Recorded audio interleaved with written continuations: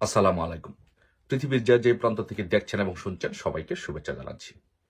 তো আজকে বাংলাদেশে দেখলাম ঢাকায় ন্যাশনাল চিলড্রেন পার্টি এনসিপি তারা সমাবেশ করেছে যে বাংলাদেশ আওয়ামী লীগের রাজনীতি নিষিদ্ধ করতে হবে।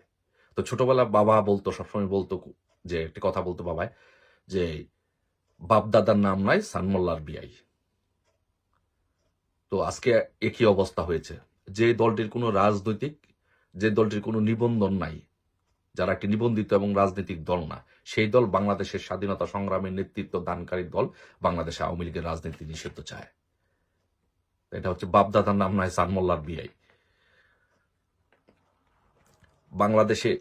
বাংলাদেশে স্বাধীনতার নেতৃত্ব দানকারী দল হচ্ছে বাংলাদেশ আওয়ামী লীগ। আজকে সেই দলের বিরুদ্ধে আজকে মিছিল করে যে বাংলাদেশ আওয়ামী লীগকে নিষিদ্ধ করতে হবে। কয়জন মানুষ হয়েছে এখানে?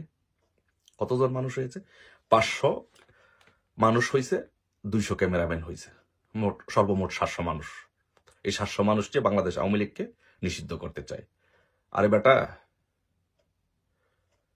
শুধু মতিঝিল থানা আওয়ামী লীগ অথবা মতিঝিল থানা ছাত্রলীগ অথবা মতিঝিল থানা যুবলীগ অথবা যে কোনো বাংলাদেশের ঢাকা শহরের যে কোনো একটা ইউনিটের ছাত্রলীগ, যুবলীগ বা আওয়ামী লীগ এর চেয়ে বেশি মানুষ নিয়ে মিছিল করার, সমাবেশ করার সক্ষমতা রাখে।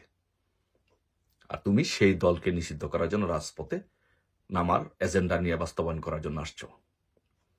এটা কিসের জন্য আসছে জানেন? এদেশের জনগণকে বুঝতে হবে এটা কেন আসছে। এই বাংলাদেশের জনগণের দৃষ্টি ভিন্ন খাতে প্রভাবিত করার জন্য, এই বাংলাদেশের জনগণের দৃষ্টি ভিন্ন দিকে নেওয়ার জন্য তারা আওয়ামী লীগের নিষিদ্ধের মিছিল বা নিষিদ্ধের দাবি নিয়ে আসছে। মূল বিষয়টা হচ্ছে করিডোর। এই ইনুস, সুদখোর মহাজন ইনুস বাংলাদেশে যে করিডোর দিয়েছে, মার্কিন যুক্তরাষ্ট্রকে এখানে যে করিডোর দিয়েছে, সেই করিডোর ইস্যুটাকে ধামাচাপা দেওয়ার জন্য এখানে পার্বত্য চট্টগ্রাম অঞ্চল নিয়ে যে একটি খ্রিস্টান রাষ্ট্র হবে মার্কিন যুক্তরাষ্ট্র এবং ইসরায়েলের যে একটি শক, সেই শক বাস্তবায়নের মূল বাংলাদেশে খলনায়ক হচ্ছে এই ইনুস।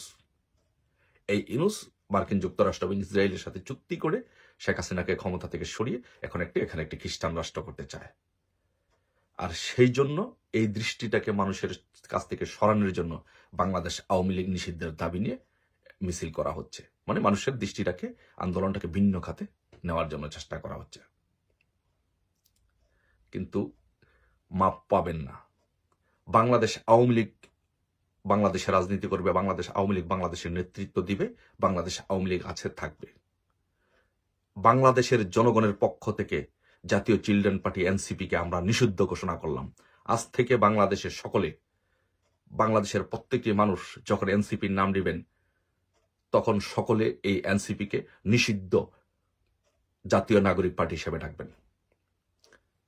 তাদের নামের পিছনে আজ থেকে সকলে এটি ব্যবহার করবেন, বাংলাদেশ জাতীয় নাগরিক পার্টি এনসিপি হচ্ছে নিষিদ্ধ সংগঠন। তাদের কোনো রাজনৈতিক নিবন্ধন নাই। তারা ৭১-এর মুক্তিযুদ্ধের চেতনায় বিশ্বাস করে না। বাংলাদেশের রাজনীতি যারা করবে, তাদের বাংলাদেশে যারা রাজনীতি করবে তারা ৭১-কে বিশ্বাস করতে হবে, মুক্তিযুদ্ধকে বিশ্বাস করতে হবে, দেশের স্বাধীনতা বিশ্বাস করতে হবে। যারা ৭১ মুক্তিযুদ্ধ এবং দেশের স্বাধীনতা বিশ্বাস করবে না, তারা বাংলাদেশে রাজনীতি করার কোনো অধিকার নেই।